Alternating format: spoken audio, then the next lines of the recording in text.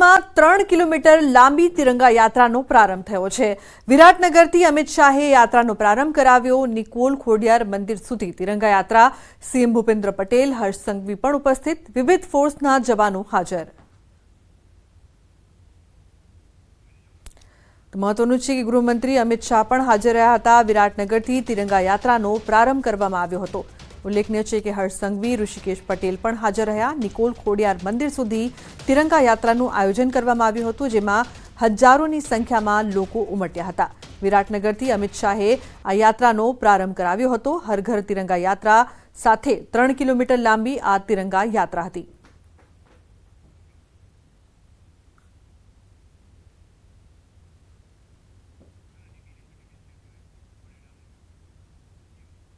Symphony limited air cooling સોલ્યુશન્સમાં અગ્રણી ભારતીય બહુરાષ્ટ્રીય કંપનીએ તાજેતરમાં ગોવામાં 2 દિવસીય ચેરમેન ક્લબ 2023-24 ઇવેન્ટનું આયોજન કર્યું હતું, જેમાં ટોચના વેપાર ભાગીદારોને નેતૃત્વ ટીમ દ્વારા આમંત્રિત કરવામાં આવ્યા હતા અને તેમનું સન્માન કરવામાં આવ્યું હતું।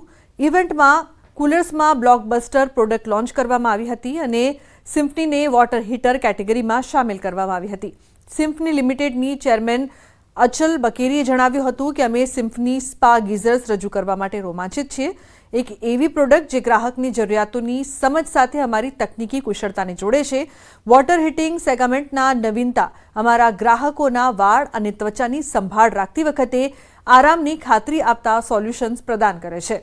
સિમ્ફની સૌનાક શ્રેણી પ્લાસ્ટિક બોડી સાથે એ જ અદ્યતન 9 લેયર પ્રોયોપોડ વોટર ફિલ્ટરેશન કારતૂસ પણ ધરાવે છે, જે ગ્રાહકો માટે કાર્યક્ષમ અને સસ્તું વિકલ્પ પ્રદાન કરે છે।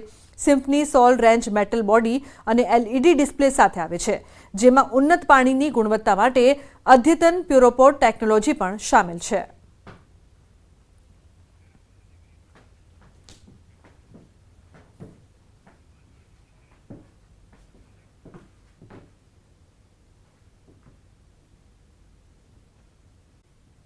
હવામાન નિષ્ણાત પરેશ ગોસ્વામીની મોટી આગાહી। રાજ્યમાં હાલ વરસાદની કોઈ સંભાવના નહીં। અરબી સમુદ્ર અને બંગાળની ખાડી નિષ્ક્રિય। ગુજરાત પર કોઈ વરસાદી સિસ્ટમ સક્રિય નથી।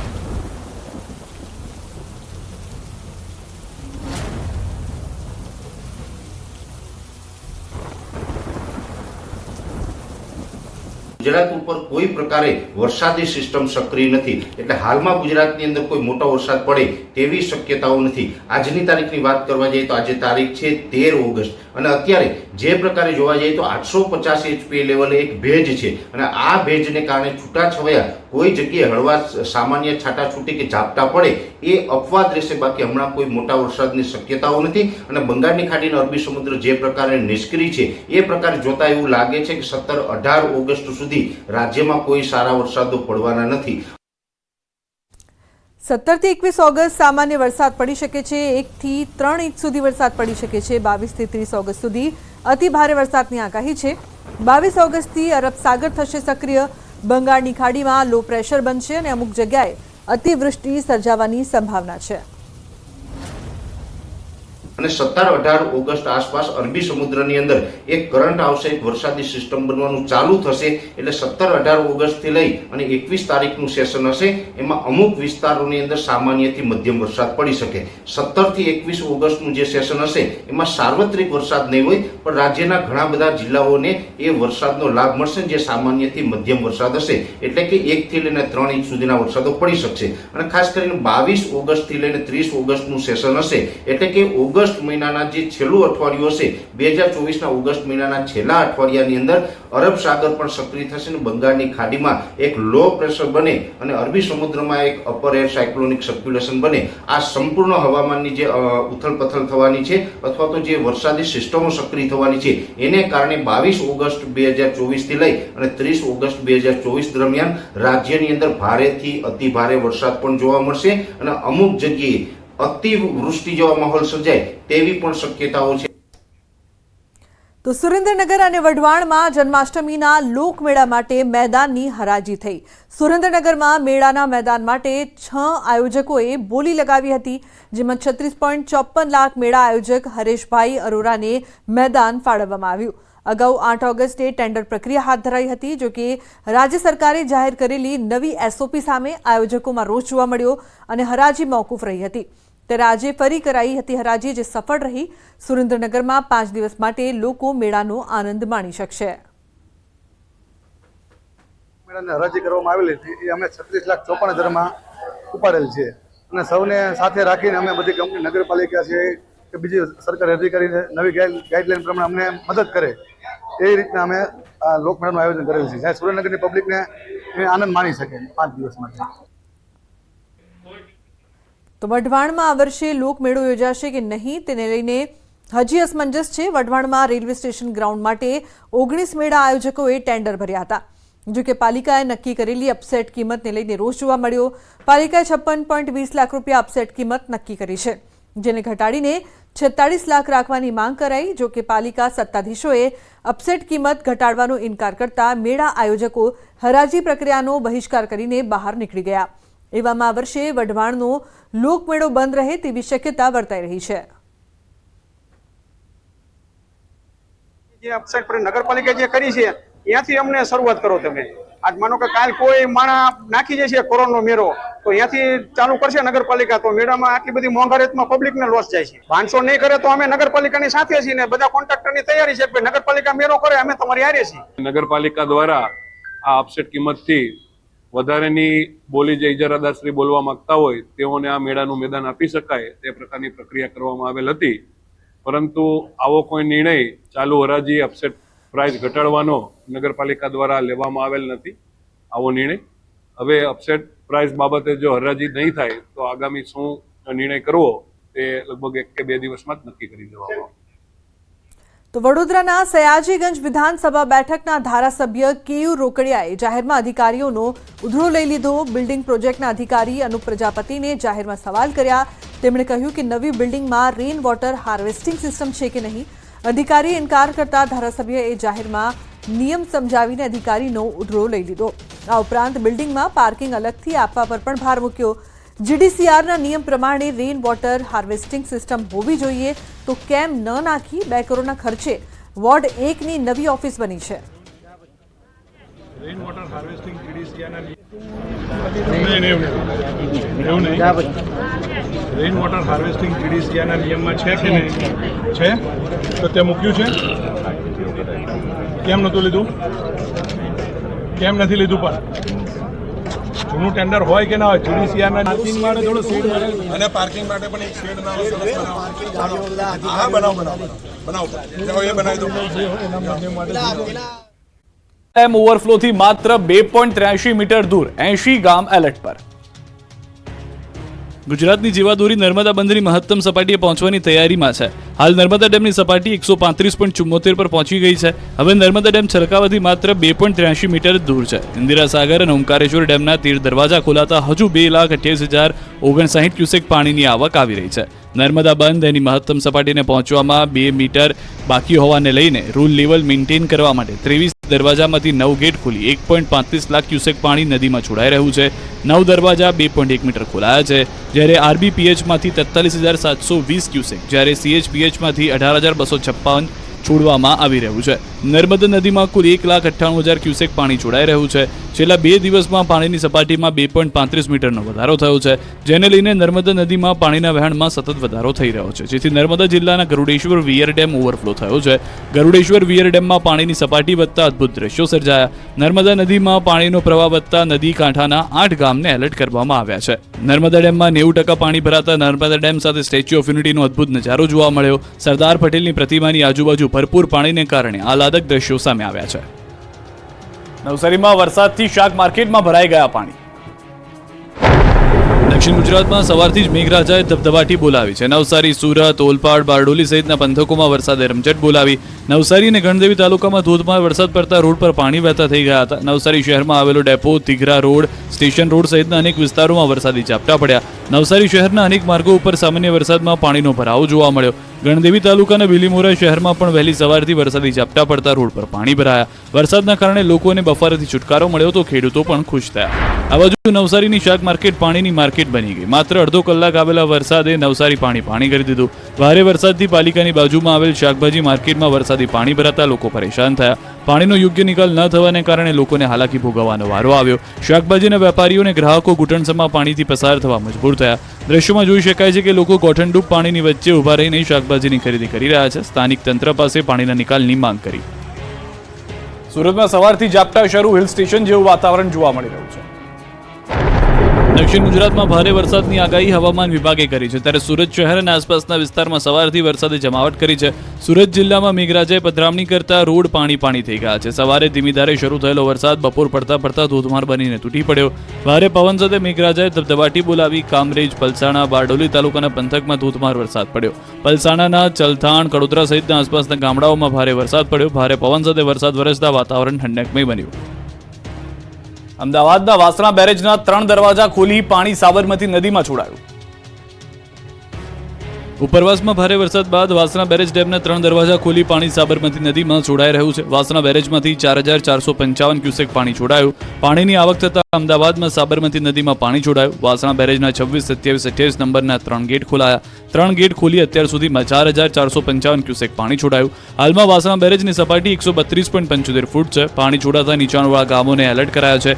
નદી કિનારે આવેલ ગામો સાવધાન રહેવા અપીલ છે. અમદાવાદ ગ્રામ્યમાં આવતા દસક્રોઈ, ધોળકા, બાવળા સહિતના વિસ્તારોને એલર્ટ કરાયા છે અને તંત્ર દ્વારા નીચાણવાળા વિસ્તારમાં ન જવા માટે સૂચના આપી દેવામાં આવી છે. જો આગામી સમયમાં વધુ પાણીની આવક થશે તો વધુ ગેટ પણ ખોલાઈ શકે છે. તાપીના ઉકાઈ ડેમમાં પાણીની આવકમાં વધારો થયો છે. ડેમમાં હાલ 82,263 ક્યુસેક પાણીની આવક સામે 82,263 ક્યુસેક પાણીની આવક થઈ રહી છે. ઉકાઈ ડેમનું રૂલ લેવલ જાળવી રાખવા ડેમમાંથી તાપી નદીમાં પાણી છોડાઈ રહ્યું છે. ડેમનું રૂલ લેવલ 335 ફૂટ છે, જ્યારે ડેમની ભયજનક સપાટી 345 ફૂટ છે. હાલ ઉકાઈ ડેમની જળ સપાટી 334.91 ફૂટ પહોંચી ગઈ છે. હાલ ઉકાઈ ડેમના 22 દરવાજા પૈકી 9 દરવાજા 4 ફૂટ સુધી ખોલીને 64,794 ક્યુસેક, જ્યારે 3 હાઇડ્રો મારફતે 18,169 ક્યુસેક અને કેનાલ મારફતે 600 ક્યુસેક પાણી છોડવામાં આવી રહ્યું છે. ડેમનું રૂલ લેવલ જાળવી રાખવા છેલ્લા 2 દિવસથી તાપી નદીમાં પાણી છોડાતા નીચાણવાળા વિસ્તારોને એલર્ટ કરાયા છે. તરફ બનાસકાંઠા માટે મહત્વના સમાચાર. દાંતીવાડા ડેમમાં નવા નીરની આવક. દાંતીવાડા ડેમમાં 571 ક્યુસેક પાણીની આવક. રાજસ્થાનમાં સારા વરસાદથી આવ્યા છે નવા નીર. દાંતીવાડા ડેમમાં નવા નીરથી ખેડૂતોમાં પણ ખુશી જોવા મળી રહી છે. રાજસ્થાનના ઉપરવાસમાં વરસાદને કારણે બનાસકાંઠા જિલ્લાના દાંતીવાડા ડેમમાં નવા નીરની આવક થઈ છે. દાંતીવાડા ડેમમાં 571 ક્યુસેક નવા નીરની આવક નોંધાઈ છે.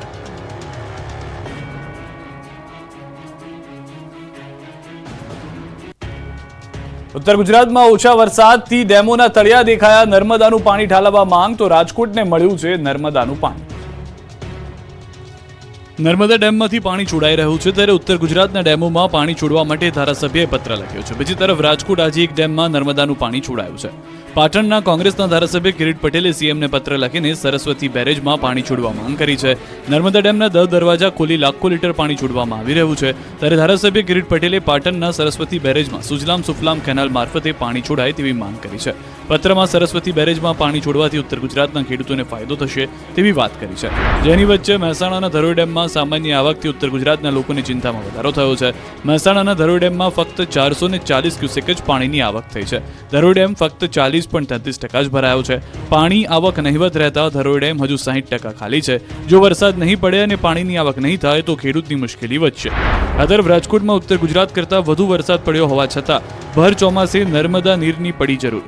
રાજકોટ શહેરમાં વરસાદ ખેંચાતા સૌની યોજનાનું પાણી શરૂ કરવામાં આવ્યું. વરસાદ ખેંચાતા અને નર્મદા ડેમની સતત સપાટી વધતા સૌની યોજના હેઠળ પાણી આપવાનું શરૂ કરવામાં આવ્યું. આજી એક ડેમમાં 200, વેરીમાં 260 MCFT પાણી આપવાનું શરૂ. આવતા મહિનાથી ન્યારી એક ડેમમાં નર્મદાના નીર ઠાલવવાની વિચારણા. રાજકોટમાં વધુ એક સાગઠિયો ઝડપાયો. રાજકોટ મનપાના ઇન્ચાર્જ ચીફ ફાયર ઓફિસર 1,80,000ની લાંચ લેતા રંગે હાથે ઝડપાયા. રાજ્યમાં લાંચિયા અધિકારીઓનો રાફડો ફાટ્યો હોય તેવું લાગી રહ્યું છે. એમાં પણ રાજકોટમાં તો લાંચિયા બાબુએ તમામ હદો પાર કરી નાખી. રાજકોટમાં વધુ એક સાગઠિયો ઝડપાયો છે.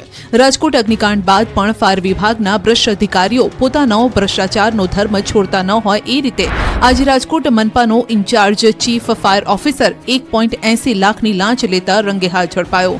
રાજકોટ મહાનગરપાલિકાના incharge chief fire officer Anilkumar Becharbhai મારુને એસીબીએ 1.80 લાખની લાખની લાંચ લેતા રંગે હાથ ઝડપી પાડ્યો. તે શહેરમાં એક બિલ્ડરમાં પોતે કરેલા ફાયર સેફટી અંગેનું NOC in-charge chief fire officer પાસે મેળવવા માટે ગયો હતો અને ત્યારે જ અનિલકુમાર મારુ ફરિયાદી પાસેથી ₹3 લાખની લાંચ માંગી હતી. જો કે ફરિયાદીએ લાંચના 1.20 લાખ રૂપિયા આપ્યા હતા અને ઇન્ચાર્જ ચીફ ફાયર ઓફિસરને બાકીના લાંચના રૂપિયા 1.80 લાખ 4-5 દિવસમાં આપવાનું કહ્યું હતું.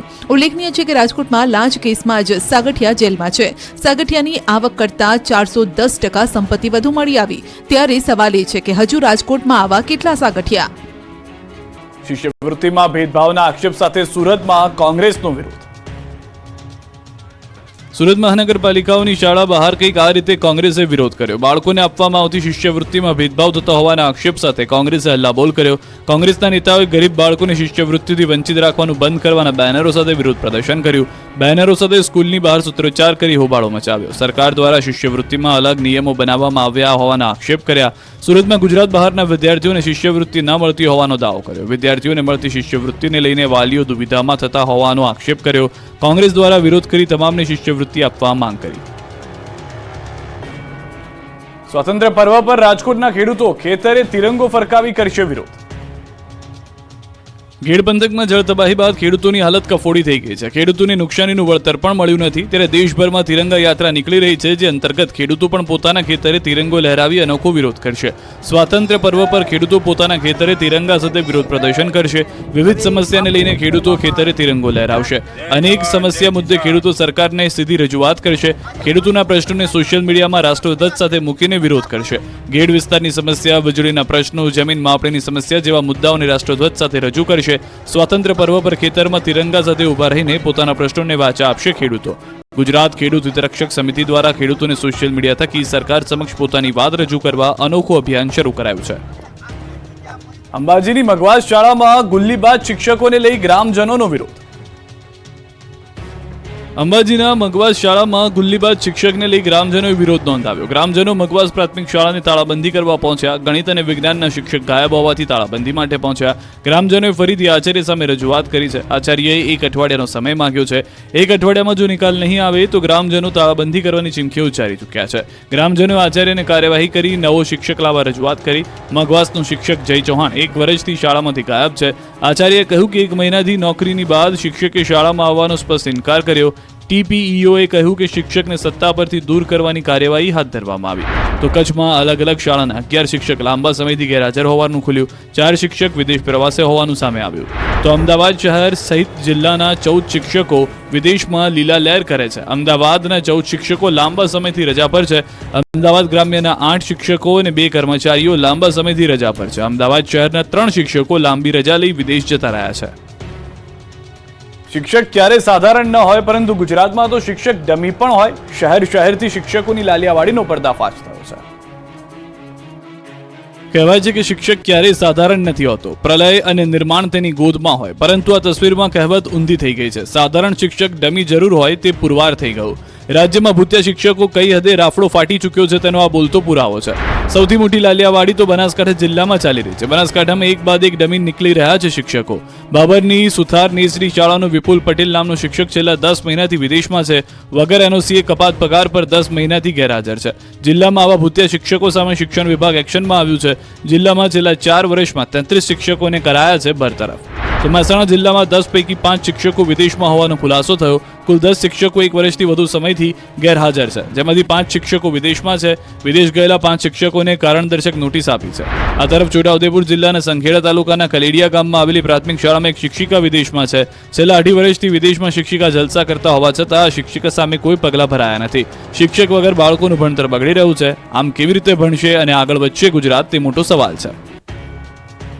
બનાસકાંઠામાં ભૂત્યા શિક્ષકો પર તવાય 33 નકલી ગુરુ પકડાયા.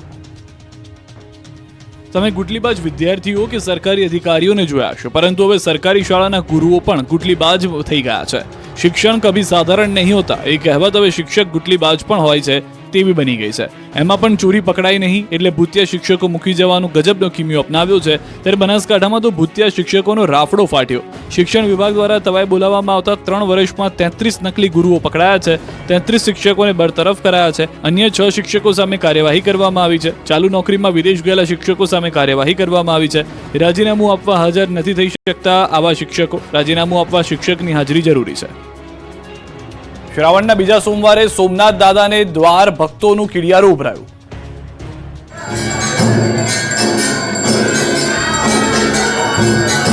હર હર મહાદેવના નાદથી ગુંજી ઉઠ્યું સોમનાથ પરિસર. બમ બમ બોલેના નાદથી પરિસર ભક્તિમય બન્યું. સોમનાથ દાદાની એક ઝલક જોવા જાણે ભક્તોનું ખીડિયારું ઉભરાયું. શ્રાવણ માસના બીજા સોમવારે ભગવાન ભોળાનાથના દર્શન માટે 2 કિલોમીટર લાંબી ભક્તોની લાઈન લાગી. વહેલી સવારથી જ સોમનાથ મંદિરના માર્ગો ભક્તોથી ઉભરાયા હતા.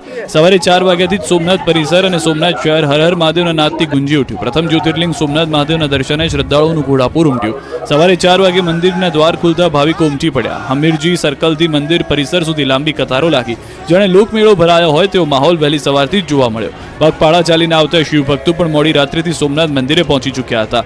મંદિરના દ્વાર ખુલતા જ દર્શન કરી ભક્તો ધન્ય થયા. શાંતિપૂર્ણ માહોલમાં દર્શન થઈ શકે તે માટે સોમનાથ ટ્રસ્ટ દ્વારા ભાઈઓ તથા બહેનોના અલગ અલગ બેરિકેડ ગોઠવવામાં આવ્યા. વૃદ્ધો અશક્તો માટે ગોલ્ફ કાર તેમજ વ્હીલચેરની વ્યવસ્થા ગોઠવાઈ હતી. તો બીજા સોમવારે પણ સોમનાથ ટ્રસ્ટ દ્વારા પાલખી પૂજા કરી પાલખી યાત્રાનો પ્રારંભ કરાવવામાં આવ્યો. તીર્થની પ્રણાલિકા અનુસાર સવારે સોમનાથ મહાદેવની પ્રતિકૃતિ સ્વરૂપે મંદિર પરિસરમાં પાલખી યાત્રામાં પ્રદક્ષિણા કરવામાં આવી હતી, જેમાં હજારો ભક્તો જોડાયા હતા.